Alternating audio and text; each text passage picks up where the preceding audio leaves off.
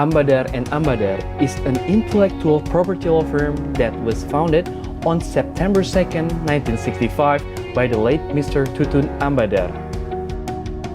At the age of 56, we continue to keep up with the time and improve our capabilities so that we become the main choice for patent, trademark, industrial design, plant variety protection, and copyright holders, both local and international, in protecting their intellectual property. In carrying out this trust, we are also members of the International Intellectual Property Organization, starting from the International Trademark Association, the International Association for the Protection of Intellectual Property, Asian Patent Attorneys Association, and the European Community Trademark Association. To be the most trustworthy one-stop IP company is our vision. We, all consultants, management, and staff of Ambadar & Ambadar are always ready to help you become loyal partners in providing protection, commercialization, enforcement, and management of all types of intellectual property. Assalamualaikum warahmatullahi wabarakatuh. Selamat pagi dan salam sejahtera untuk kita semua. Yang terhormat Ibu Anissa Ambadar SHLLM, yang kami hormati Bapak Ahmad Rifadi SH-MSI dan Bapak Nabil Baswell SH. Yang kami hormati seluruh peserta webinar yang telah bergabung secara live di acara webinar Ambadar & Ambadar dengan judul Membangun Kesadaran Masyarakat akan Pentingnya Kekayaan Intelektual. Puji dan syukur kita panjatkan kehadirat Allah Subhanahu wa Ta'ala, Tuhan Yang Maha Esa, sehingga acara ini dapat diselenggara. Pertama-tama, izinkan saya untuk memperkenalkan diri. Saya Rahan Faiz, dan saya akan menjadi moderator pada webinar kita hari ini. Lalu, izinkan saya juga untuk memberikan tata cara bagi para peserta untuk mengajukan pernyataan, yaitu dengan melalui menu Q&A sepanjang acara berlangsung.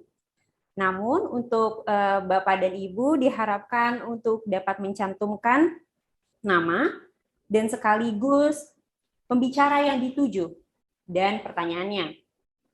Lalu terkait dengan e-sertifikat, kami akan memberikan link pada akhir acara, sehingga untuk Bapak Ibu peserta, kami mohon untuk bertahan bersama kami sampai dengan acara selesai. Lalu untuk jadwal kita hari ini, pertama ada kata sambutan dari keynote speaker kita, yaitu Ibu Anissa Ambadar SHLLM. Lalu sesi pertama ada pemberian materi dari Bapak Ahmad Rifadi SHMSI. Lalu sesi kedua pemberian materi dari Bapak Nabil Baswal SH. Dan yang terakhir ada sesi tanya jawab. Baiklah, tidak berlama-lama lagi.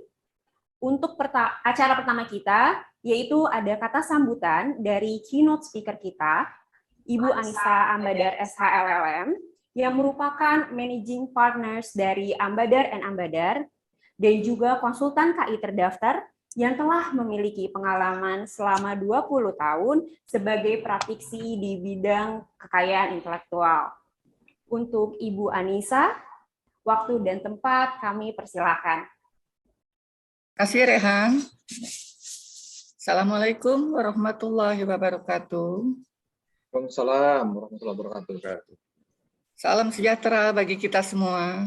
Yang terhormat para narasumber Bapak Ahmad Rifadi, SH MSI, dan Bapak Nabil Baswal SH. Yang terhormat Rehan Faiz SH, selaku moderator, dan para peserta di seluruh tanah air, atau mungkin dari negara lain yang ikut menghadiri dan menyempatkan waktunya untuk mengikuti webinar hari ini. Pertama-tama, marilah kita panjatkan puji syukur kehadirat Allah Subhanahu wa Ta'ala atas nikmat yang diberikan, sehingga kita bisa berkumpul walaupun secara virtual dalam webinar dengan tema membangun kesadaran masyarakat akan pentingnya kekayaan intelektual.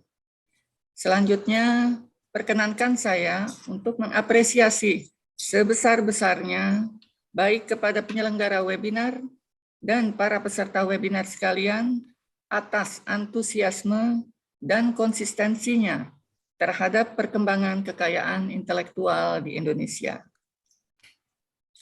Berbicara tentang KI atau kekayaan intelektual, saat ini KI telah menjadi elemen penting dalam kehidupan kita. Ditambah, kita sedang hidup dalam situasi yang berubah secara cepat.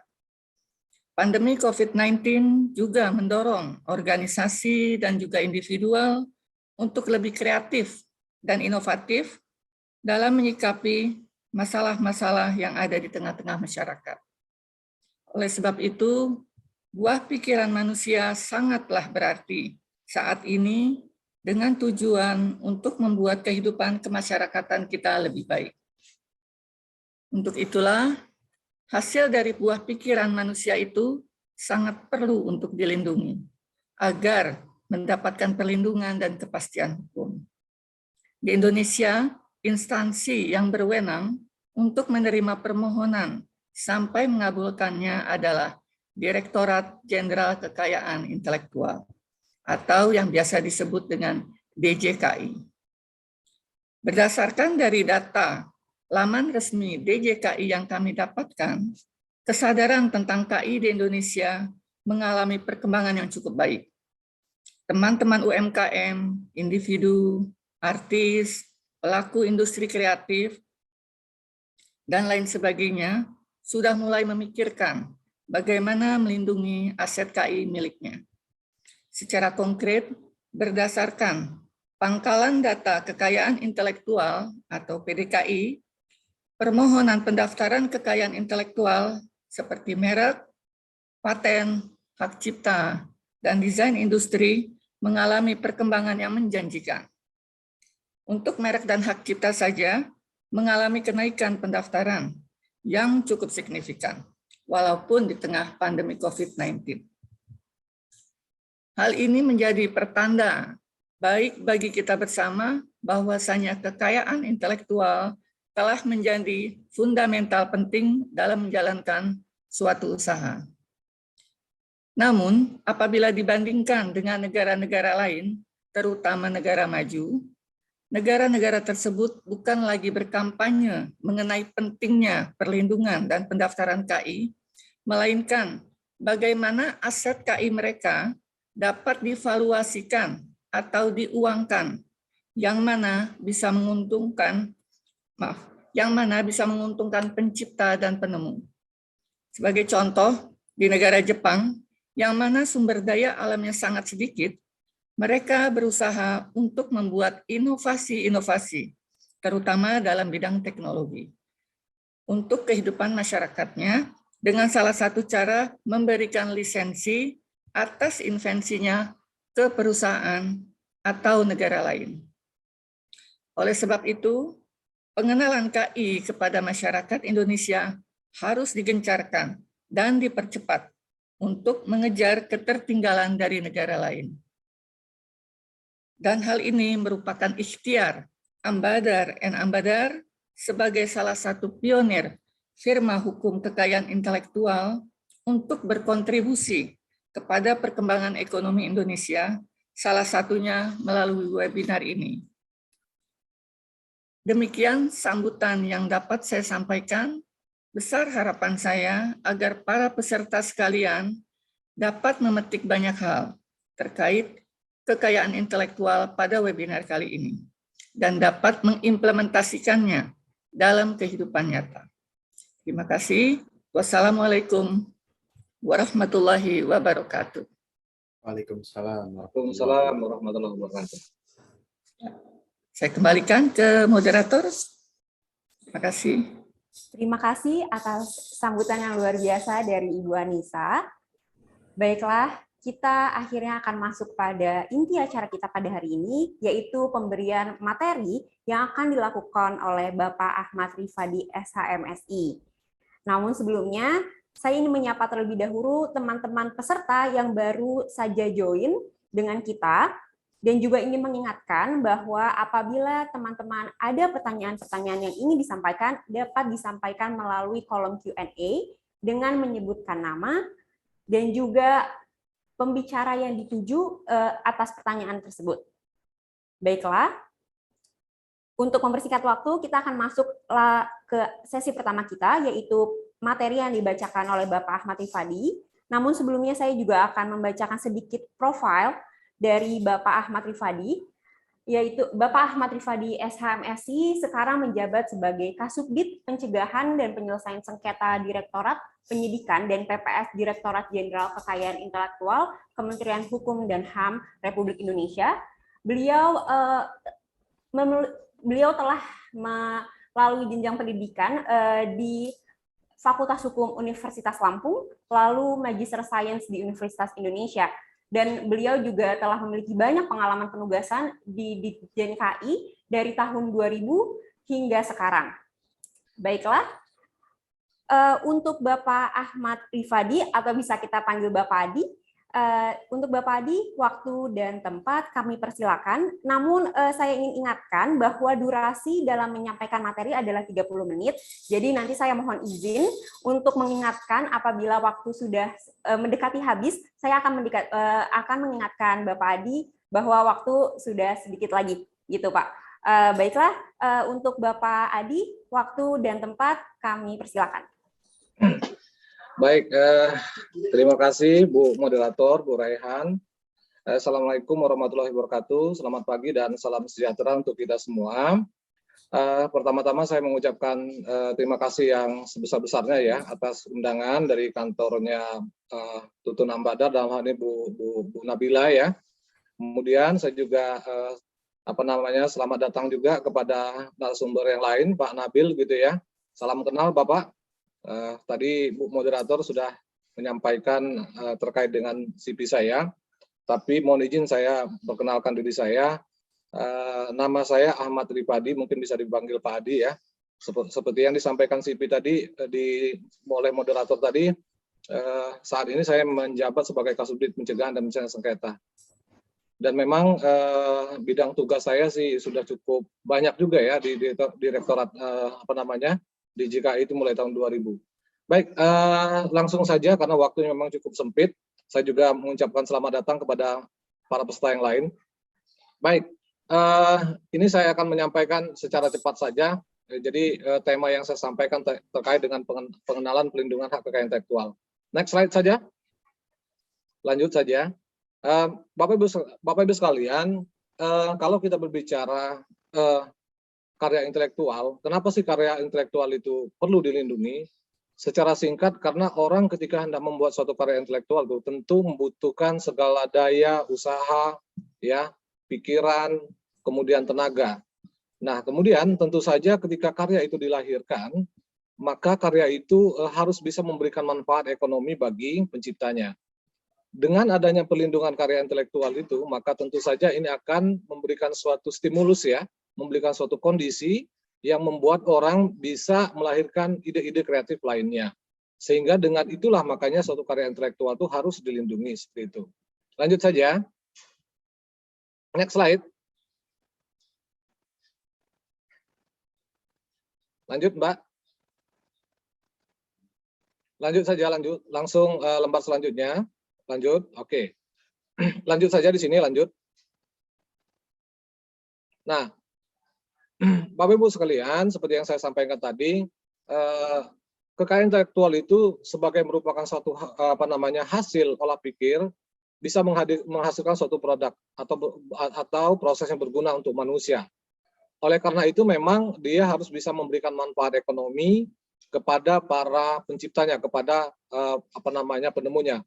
Oleh karena itu negara harus memberikan suatu sistem perlindungan kepada kekayaan intelektual tersebut. Dalam hal ini diadministrasi oleh Ditjen KI. Langsung saja. Nah, Bapak Ibu sekalian, mungkin para peserta di sini sudah cukup banyak mengetahui juga bahwa kekayaan intelektual itu memang lingkupnya cukup ada beberapa macam ya. Jadi pertama adalah merek ya. Dalam hal ini memang sudah diatur, ada pengaturannya dalam hal ini Undang-Undang Nomor 20 Tahun 2016 tentang merek dan IG. Jadi ini adalah undang-undang yang mengatur terkait dengan administrasi perlindungan di bidang merek. Memang sudah berapa kali mengalami perubahan ya, sejak tahun 60 sudah berapa kali mengalami perubahan. Kemudian ada Undang-Undang Paten, Undang-Undang Nomor 13 Tahun 2016 tentang paten. Kemudian ada lagi Undang-Undang Hak Cipta, Undang-Undang 28 Tahun 2018 tentang Hak Cipta. Kemudian Undang-Undang Desa Industri Nomor 31 Tahun 2000 tentang Desa Industri, Undang-Undang Rahasia Dagang Nomor 30 Tahun 2000 tentang Rahasia Dagang, kemudian Undang-Undang Desain Tata Letak Sirkuit Terpadu, Undang-Undang Nomor 32 Tahun 2000, kemudian ada lagi Undang-Undang Varietas Tanaman, Undang-Undang Nomor 29 Tahun 2000. Hanya saja untuk yang varietas tanaman ini, Bapak Ibu sekalian, instansi pembinanya adalah di Kementerian Pertanian. Sedangkan yang 6 tadi yang disebutkan di atas itu adalah administrasinya ada di Ditjen Kekayaan Intelektual. Lanjut saja, Mbak. Nah, Bapak Ibu sekalian, kalau kita bicara kekayaan intelektual dari sisi kepemilikan, maka memang kepemilikan kekayaan intelektual sebenarnya bisa dibagi dua, ya. Satu yang sifatnya kepemilikan komunal, satu lagi yang kepemilikannya personal. Nah, kepemilikan komunal ini sebenarnya lebih terkait dengan ekspresi budaya tradisional, pengetahuan tradisional, dan indikasi geografis. Jadi, ekspresi budaya tradisional ini sebenarnya adalah yang terkait kesenian-kesenian atau hasil-hasil kreasi yang dihasilkan oleh para nenek moyang kita dahulu. Jadi misalnya kita mungkin sering dulu pernah juga ada kasus ya terkait dengan reok Ponorogo, rendang dari dari Sumatera Barat dan seterusnya. Ini adalah merupakan kreasi-kreasi ekspresi budaya tradisional. Atau tari kecak misalnya ya yang ada dari Bali dan seterusnya. Ini adalah ekspresi-ekspresi budaya tradisional. Nah, yang sifat kepemilikan itu adalah komunal. Jadi memang kustodian pemangkunya itu adalah komunitas masyarakat. Nah, kemudian ada lagi namanya pengetahuan tradisional. Pengetahuan tradisional ini sebenarnya lebih kepada know-how ya, cara membuat sesuatu yang dilestarikan oleh nenek moyang kita, misalnya cara meracik obat. Dulu kan banyak seperti itu ya. Ini adalah contoh-contoh yang kepemilikan komunal. Kemudian ada lagi indikasi geografis atau indikasi asal. Kalau indikasi geografis ini sebenarnya lebih kepada hasil suatu produk yang terkait dengan faktor alam atau faktor manusia. Jadi kalau kita kenal ada namanya kopi Toraja, macam-macam lah, ada kopi Toraja, kopi Kintamani dan seterusnya. Artinya menunjukkan suatu produk itu berasal dari suatu daerah tertentu karena faktor alam. Ya tentu saja dia mempunyai suatu kelebihan, apakah karena kualitasnya bagus dan seterusnya. Nah, sifat kepemilikannya komunal. Oleh karena itu, kalau kita bicara jangka waktu perlindungannya, juga dia tidak ada jangka waktu perlindungannya. Tapi semasa dia masih eksis, maka itu tetap dilindungi.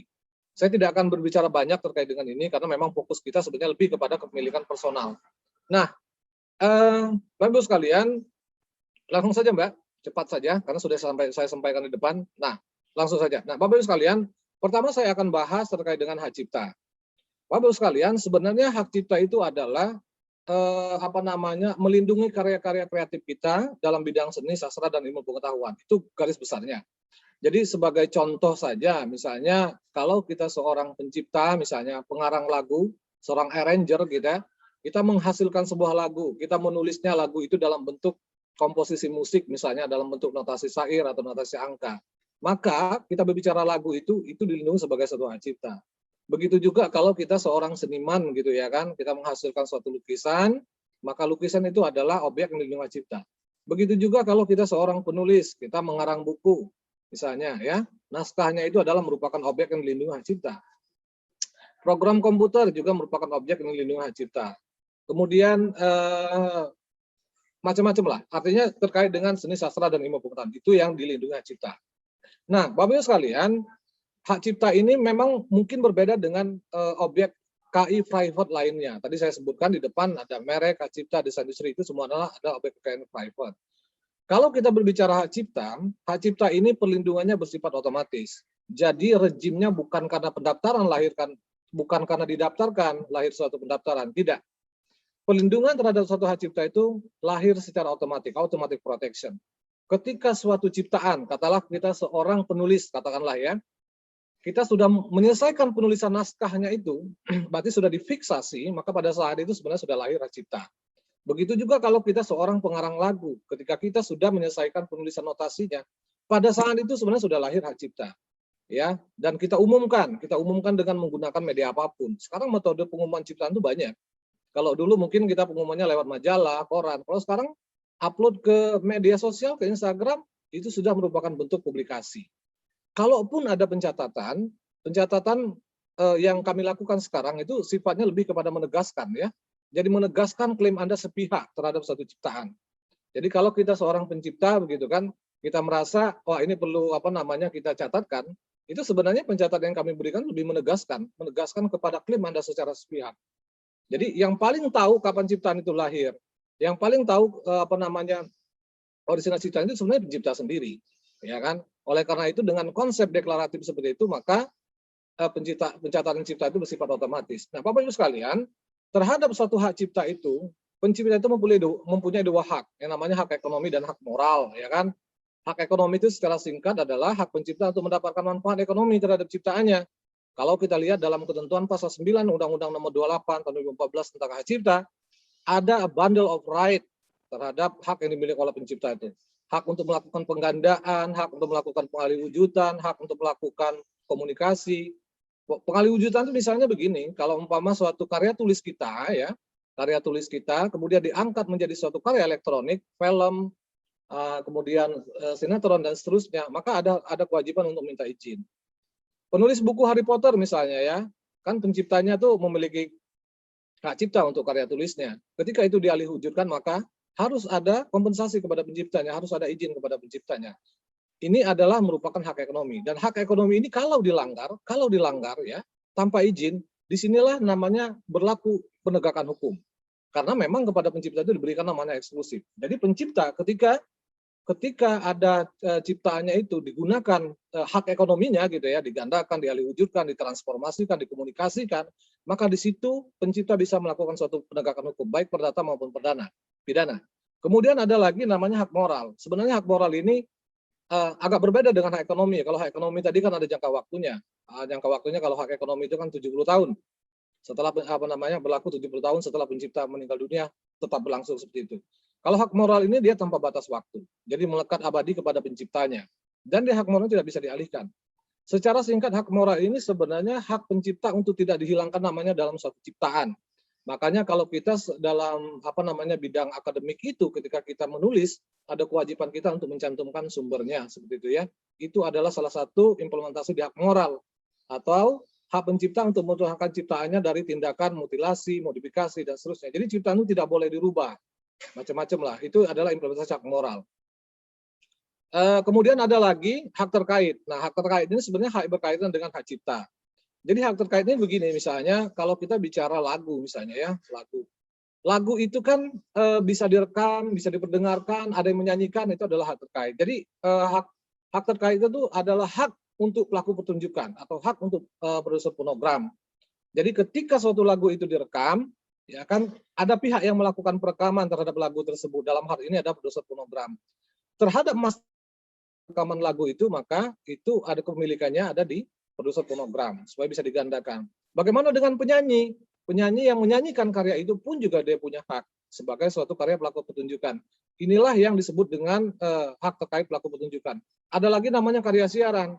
Karya siaran ini sebenarnya untuk lembaga penyiaran. Jadi lembaga penyiaran ketika dia menayangkan suatu program dalam televisi misalnya, programnya itu sudah merupakan dari karya siaran, sehingga tidak sembarang orang bisa mengupload program acara TV itu di medsos ataupun di YouTube. Karena itu adalah bentuk-bentuk pelanggaran di karya siaran. Seperti itu. Lanjut saja, Mbak. Ya, nah ini sudah saya jelaskan tadi ya. Jadi sifatnya hak cipta, hak terkait. Lanjut saja, sudah saya jelaskan tadi. Nah, ini adalah contoh-contoh ya, contoh-contoh real orang-orang yang sukses dengan hak cipta. Misalnya Andre Hirata, Laskar Pelangi, Walt Disney, Bimbo, dan seterusnya. Nah, Bapak Ibu sekalian, kalau kita bicara terkait dengan hak cipta, misalnya karakter Walt Disney, ini memang dari filmnya Walt Disney itu, ya itu sebenarnya menghasilkan banyak sekali objek ciptaan yang dilindungi. Mulai dari filmnya, mulai dari karakter. Segala karakter tokoh yang ada di Walt Disney itu dilindungi sebagai suatu hak cipta. Jadi jangan sembarang. Kalau kita membuat baju kaos misalnya, menggunakan karakter Walt Disney itu sudah salah satu merupakan bentuk tindak pidana hak cipta. Atau kita produsen coba-coba buat sarung handphone, tempelkan gambarnya Walt Disney misalnya. Atau sampul buku tulis, buku gambar, sampulnya Walt Disney, film dari Walt Disney, itu jangan sembarang. Itu merupakan adalah tindakan-tindakan pengumuman atau penggandaan terhadap hak cipta. Apalagi memang buku itu kita jual ya, tentu masuk namanya unsur komersial seperti itu. Baik, lanjut. Nah, Bapak Ibu sekalian, di depan saya sampaikan tadi karena memang pencatatan hak cipta itu sifatnya deklaratif ya, automatic protection gitu ya kan. Pencatatan hanya merupakan suatu menegaskan kembali hak, hanya merupakan suatu primary evidence, maka pencatatan di Ditjen KI sekarang bisa dilakukan secara online. Artinya kan sepanjang kita mempunyai fasilitas internet, kita bisa melakukan pencatatan hak cipta secara online. Ini langkah-langkahnya saya sampaikan tadi, ya. Mulai dari kita registrasi akun, nanti tinggal browsing saja di website Ditjen KI, ya. Nanti kita akan berikan akun Anda, kemudian Anda mengisi formulir, formulirnya juga dilakukan secara digital seperti itu. Tinggal tulis saja nama penciptanya siapa, pemegang hak ciptanya siapa. Kemudian Anda attach dokumen yang diminta. Nah, biasanya dokumen diminta itu cukup ringkas sebenarnya. Cukup ciptaannya gitu kan, contoh ciptaannya. Kalau umpama buku mungkin naskah gitu kan, kalau film mungkin dalam bentuk link juga bisa kalau memang panjang gitu, seperti itu ya. Nah, kemudian ada namanya surat pengalihan hak gitu. Pengalihan hak itu kalau umpama antara pencipta pemegang hak cipta itu adalah objek yang berbeda, entitas yang berbeda.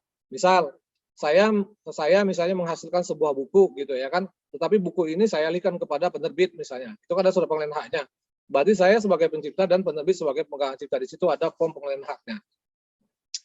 Oke, lanjut saja. Nanti otomatis akan keluar sertifikat pencatatan hak ciptanya. Sekarang masuk ke desain industri. Lanjut saja, Mbak. Bapak Ibu sekalian, nah sekarang ada lagi desain industri. Apa sih desain industri? Jadi secara singkat desain industri itu adalah tampilan luar suatu produk, ya, yang mempunyai kesan estetik, ya kan? Estetik dalam hal apa? Apakah bentuk, konfigurasi maupun komposisi garis dan warna. Jadi kalau kita berbicara misalnya kita menghasilkan suatu produk, katakanlah gelas minum, misalnya seperti itu ya. Kalau gelas itu diberi nama, katakanlah gelasnya Tupperware, ya.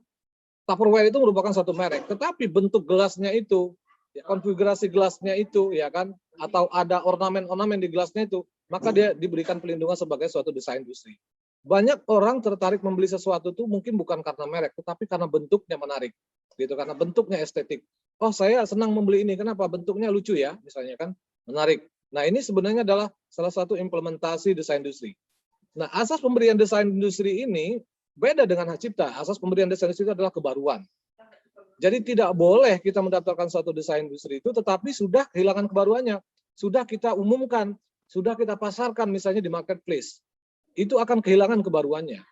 Karena memang ada beberapa pengecualian dari kebaruan desain industri itu. Misalnya, kalau kita melakukan pengungkapan desain industri, sifatnya untuk kepentingan pendidikan dan penelitian itu boleh. Tapi tidak boleh lebih dari 6 bulan. Tapi di luar kepentingan itu, maka akan hilang kebaruannya. Makanya kalau terkait dengan desain industri ini, sebenarnya kalau kita punya kreasi, sebaiknya daftarkan dulu baru kita publish, baru kita tawarkan di marketplace, apakah di Instagram. Nah, ini sebenarnya yang banyak tidak disadari oleh para pemohon, ya kan? Biasanya mereka uji pasar dulu kan.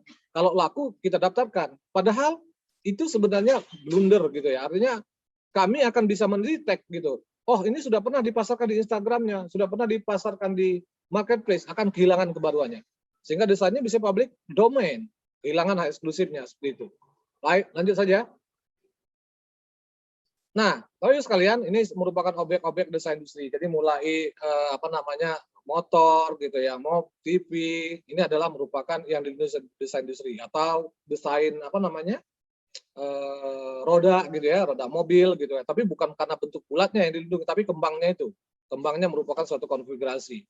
Jadi sekali lagi saya tekankan, desain industri itu syaratnya adalah kebaruan. Jadi ketika dia didaftarkan itu belum ada publikasi yang di bawah tanggal permohonannya seperti itu. Baik, lanjut saja. Lanjut saja, Mbak. Nah, pendaftaran desain industri Bapak Ibu sekalian juga kita lakukan secara elektronik ya. Artinya sama dengan hak cipta tadi. Memang segala permohonan terkait dengan permohonan kekayaan intelektual di Ditjen KAI itu semuanya sudah kita lakukan secara elektronik. Jadi kita tidak ada lagi offline seperti itu. Semuanya bisa dilakukan secara elektronik. Pendaftarannya sebenarnya agak sama juga dengan hak cipta tadi, dengan registrasi akun, kemudian kita mengisi formulir secara elektronik, kemudian unggah data pendukung. Nah, terkait dengan data pendukung ini apa yang dibutuhkan, Anda bisa masuk ke website DJKI. Saya tidak akan terangkan di sini, tapi kalau Anda browsing website DJKI jelas itu. Harus mengunggah gambar gitu kan, gambar tampak depan, tampak samping, tampak kiri, tampak kanan, perspektif dan seterusnya. Dan juga ada namanya surat pengalihan hak juga kalau antara pendesain dengan pemegang hak desainnya juga yang berbeda. Artinya semua apa yang saya sampaikan tadi template-nya ada di dalam website-nya Ditjen KAI. Rekan-rekan sekalian bisa baca di sana gitu. Nah, pendaftaran desain industri ini agak berbeda dengan merek tadi. Ya, kalau hak cipta tadi kan sifatnya otomatis, kalau dia tidak. Desain industri lahir karena adanya pendaftaran. Jadi tanpa didaftarkan dia nggak akan dilindungi. Dan pelindungannya bersifat teritorial, berbeda dengan hak cipta tadi. Kalau hak cipta kan, kalaupun hak ciptanya lahir di Korea Selatan misalnya, sepanjang dia punya evidence, tetap bisa melakukan penegakan hukum di Indonesia. Walaupun nggak dicatatkan, tapi beda dengan desain industri. Dia harus terdaftar baru bisa dilakukan penegakan hukum. Lanjut saja, Mbak. Nah, sekarang merek. Nah, ini yang saya agak sedikit panjang menjelaskannya. Kenapa? Karena merek ini agak banyak ya. Jadi, Bapak Ibu sekalian, mungkin kita yang paling familiar bagi kita itu adalah merek. Apa yang dimaksud dengan merek? Sebenarnya secara singkat merek itu tanda ya. Tanda yang bisa ditampilkan secara grafis. Bisa berupa gambar, nama, kata, huruf, angka, susunan warna, kombinasi unsur tersebut. Yang mempunyai daya pembeda. Jadi bisa membedakan antara produk satu dengan produk lainnya yang dihasilkan oleh produsen.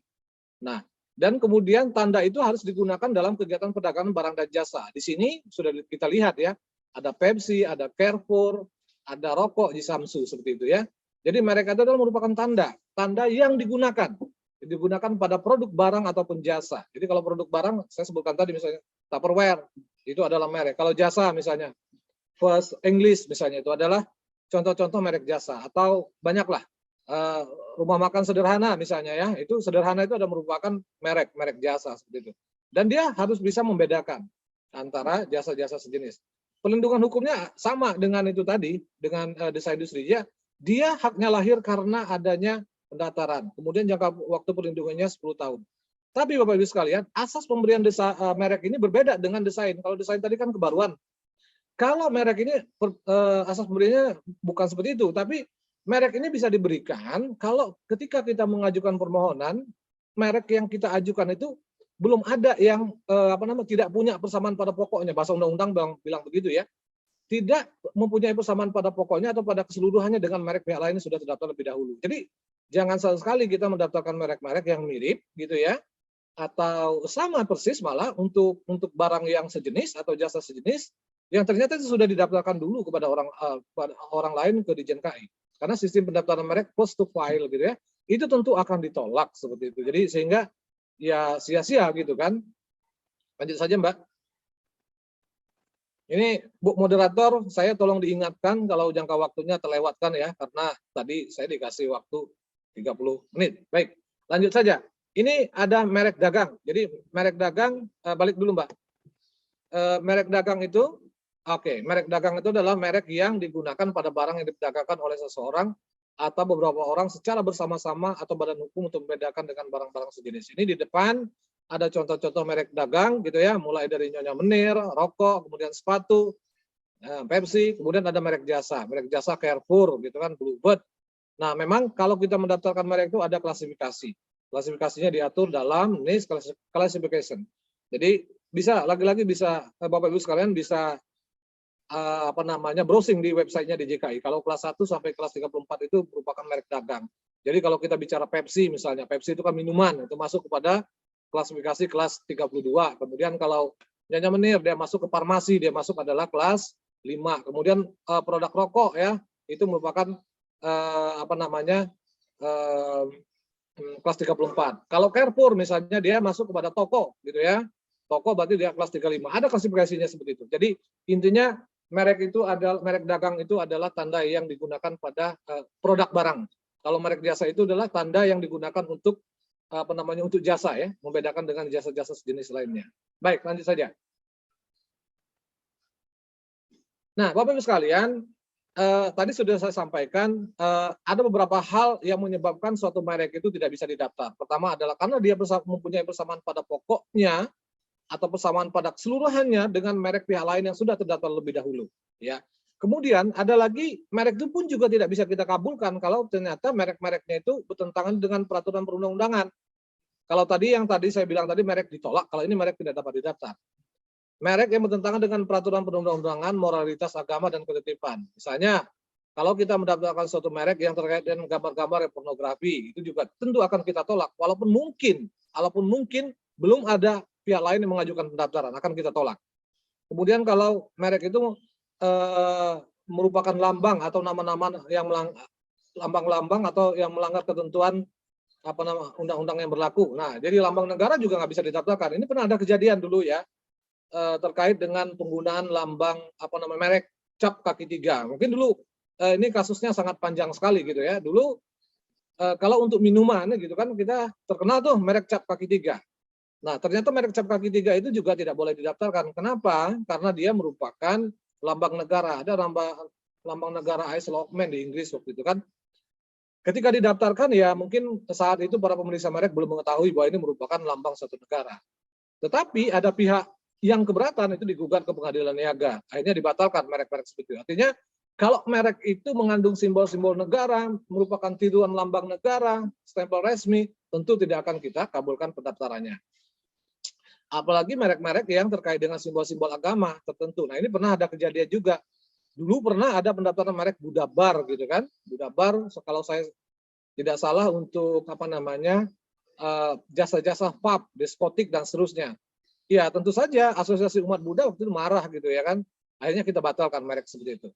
Atau merek yang merupakan keterangan barang jasa yang dimohonkan pendaftarannya. Tidak boleh. Kalau kita mendaftarkan merek kopi untuk kopi misalnya nggak boleh. Ya, merek gula misalnya untuk gula gitu kan. Tapi menjadi pertanyaan, Pak, kok kenapa terdaftar merek gulaku gitu ya kan?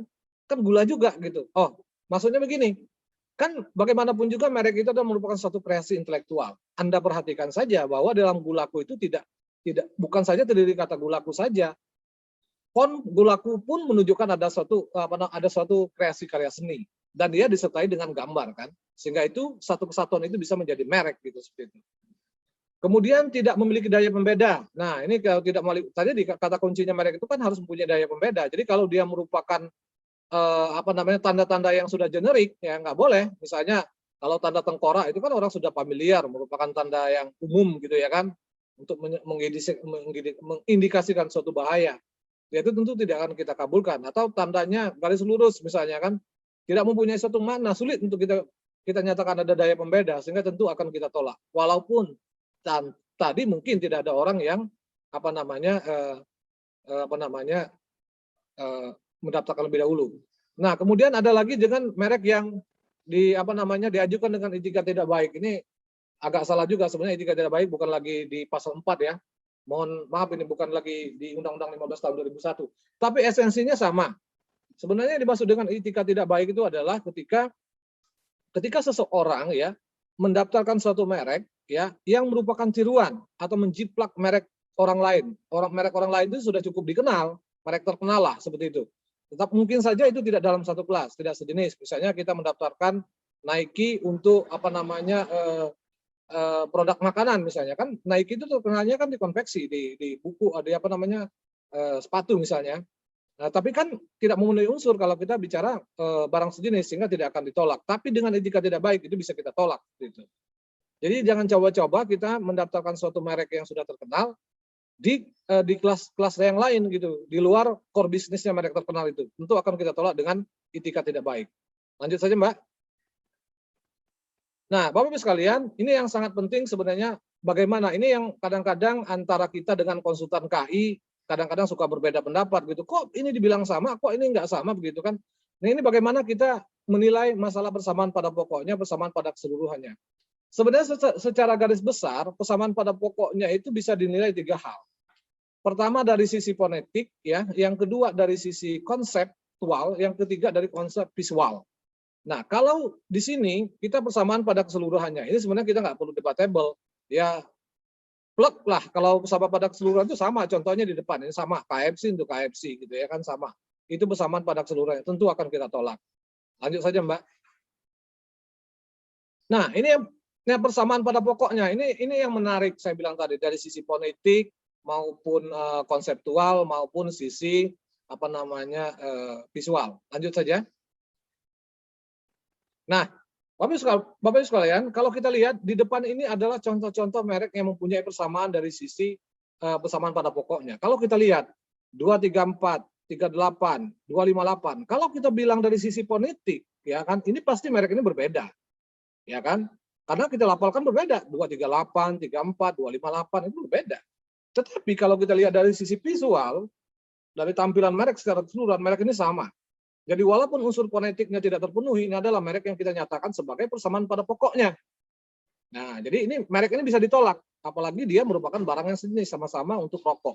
Jadi cara menilai persamaan pada pokoknya itu adalah dari sisi fonetik, kemudian visual, kemudian konseptual. Tapi ada kata kunci yang lain. Apakah yang kita perbandingkan itu adalah unsur yang dominan dalam satu merek? Jadi yang sama pada pokoknya adalah harus unsur yang dominannya. Kalau umpama unsur yang minornya, ya kita nggak bisa anggap sebagai suatu persamaan pada pokoknya, apalagi dia menggunakan kata-kata generik. Lanjut saja.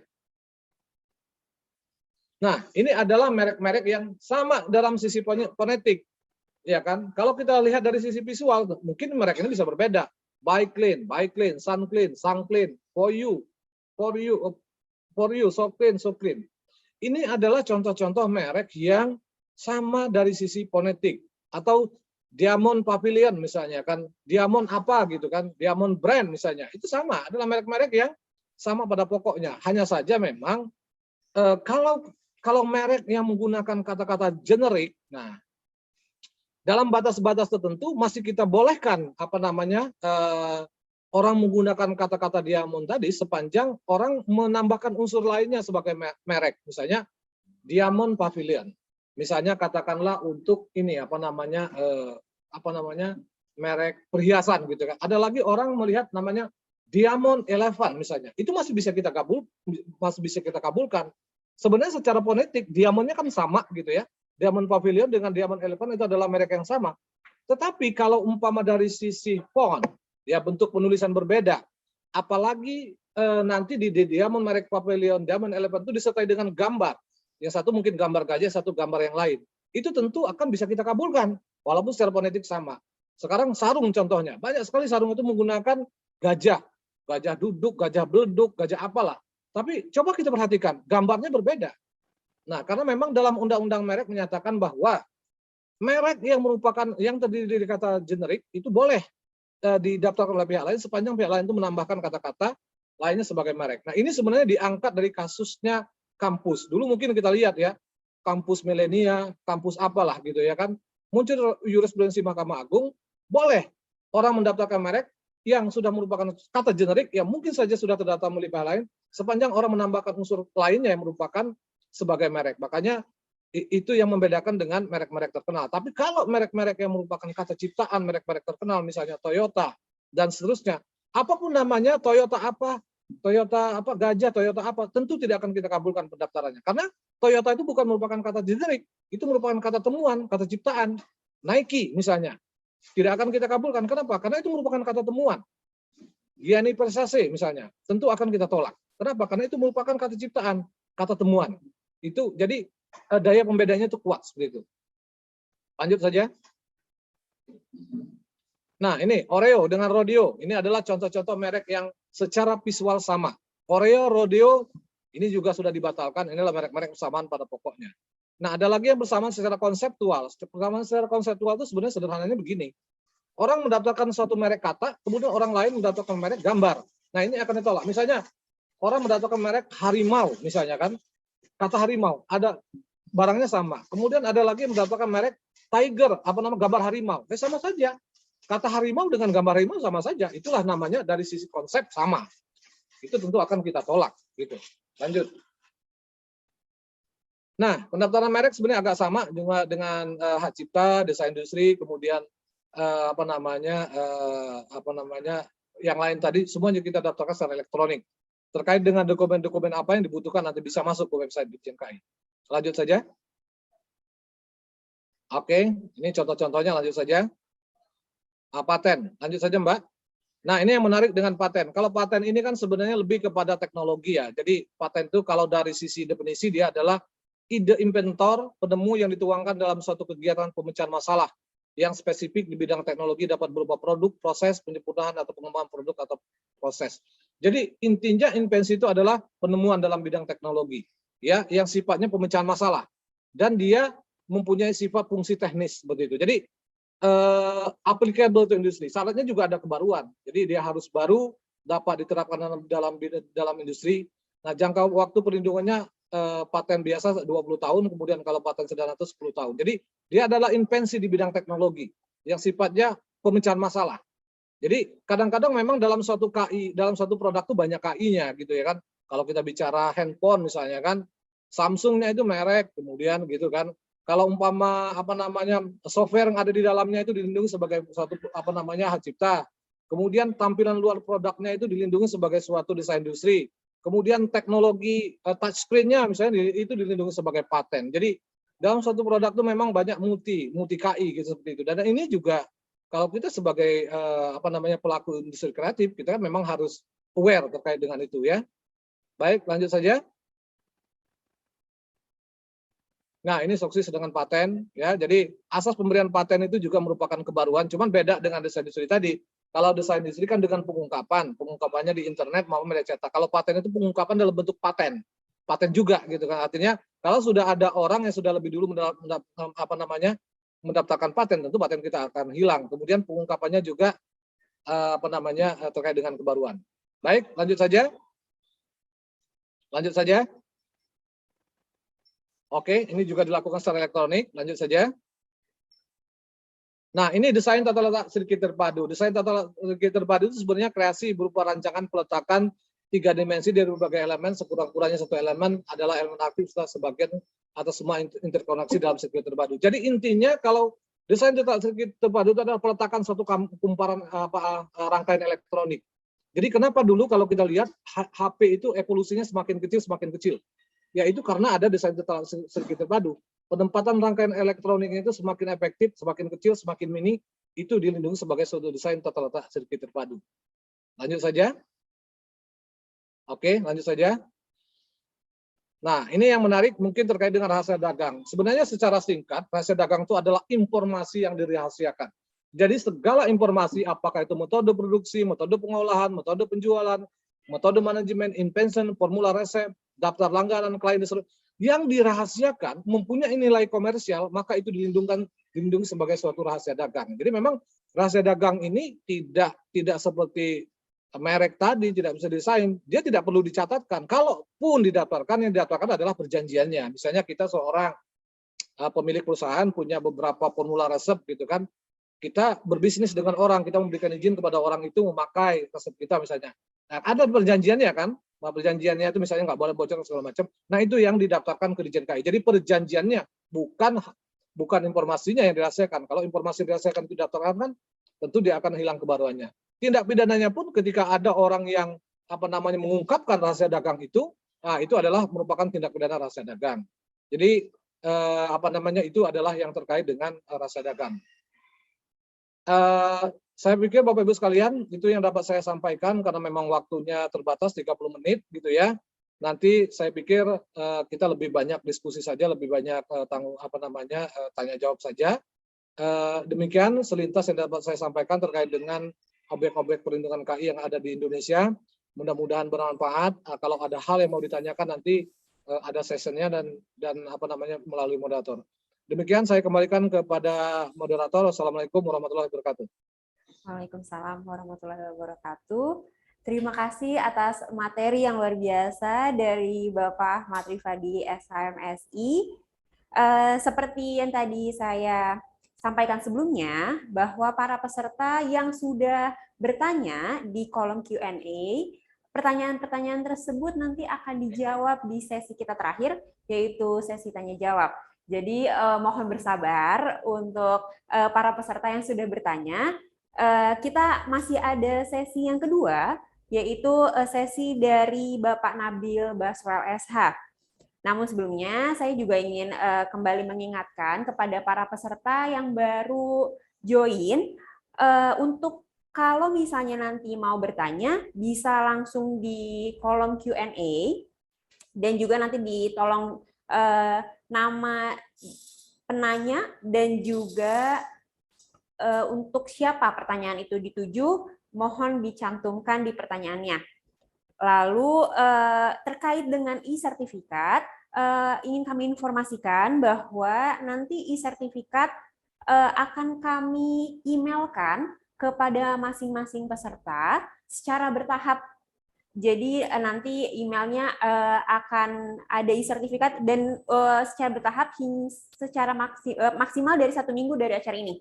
Gitu. Oke, kita sekarang masuk ke sesi kita yang kedua, yaitu materi dari Bapak Nabil Baswell SH sebagai IP expert dari Ambadar & Ambadar. Sebelumnya saya ingin membacakan dulu sedikit profil dari Bapak Nabil. Bapak Nabil sudah memiliki pengalaman yang cukup lama di bidang kekayaan intelektual, yaitu dari 2010, dari awal staf pengajuan kasus hingga hari ini sudah berada di legal marketing dan in-house lawyer dari Ambadar & Ambadar. Lalu Bapak Nabil juga merupakan alumni dari Universitas Jayabaya di Fakultas Hukum Universitas Jayabaya. Oke, baiklah tidak berlama-lama lagi, untuk Bapak Nabil, waktu dan tempat kami persilakan. Baik, terima kasih kepada moderator Ibu Rehan atas waktu dan kesempatannya. Bismillahirrahmanirrahim. Assalamualaikum warahmatullahi wabarakatuh. Pertama-tama saya ucapkan terima kasih kepada Ibu Anissa Ambadar selaku Managing Partner Ambadar & Ambadar atas kepercayaannya kepada saya dalam kesempatan webinar ini. Yang kedua, saya ucapkan